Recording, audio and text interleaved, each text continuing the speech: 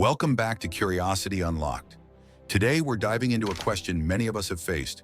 Why am I still single? Ever felt like you're the last single person in a world full of couples? It's easy to point fingers at circumstances. Maybe you moved to a big city or are too busy with work. But what if the reason you're single runs deeper? What if it's tied to how you view yourself? Join me as we explore the surprising psychological factors behind long-term singlehood. The common explanations. When we think about being single, we often blame external factors. Maybe you haven't met the right people because you relocated to a new city with no social circle. Or perhaps your job keeps you traveling too much to build connections. These explanations seem valid at first, but when the singlehood stretches on, they start to lose their power. At this point, we must look inward. What if the challenges aren't just logistical, but psychological? It's time to dig a little deeper. Self-hatred and self-love. One of the core reasons for feeling perpetually single can stem from how we view ourselves. On one end, some struggle with self-hatred. When someone attractive shows interest, we may question their judgment. Why would they like someone like me?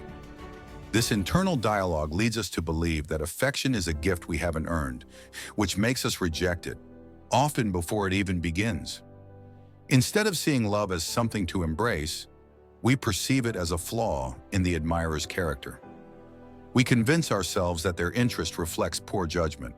This fear of exposure leads us to sabotage potential connections. On the flip side, excessive self-love can create barriers as well. It might stem from being overly cherished during childhood. This sense of entitlement makes us blind to our own imperfections and the need for gratitude when someone shows interest. The importance of imagination.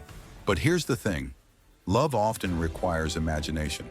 When we meet someone, do we look beyond their surface traits? We might dismiss a nice person because of superficial flaws, like a big nose or an unremarkable job. What if we shifted our perspective? Imagination invites us to see the potential behind the facade.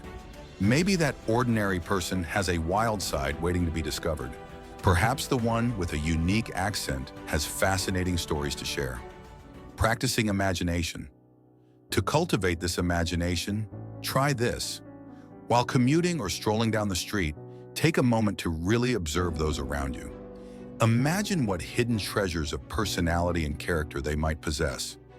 What would it take to find something lovable in them? This exercise isn't just about being nice. It's about opening ourselves up to the essence of love. True affection requires us to recognize the beauty in imperfections, both in ourselves and in others. Finding love can be tricky, but if we work on our self-perception and embrace the art of imagination, we can transform our experiences. There will always be reasons why connecting might seem hard, be it location, time, or circumstance. But remember, by addressing our inner dialogue and opening our hearts, we can create a path to deeper connections. If this video resonated with you, don't forget to like, subscribe, and share your thoughts in the comments below.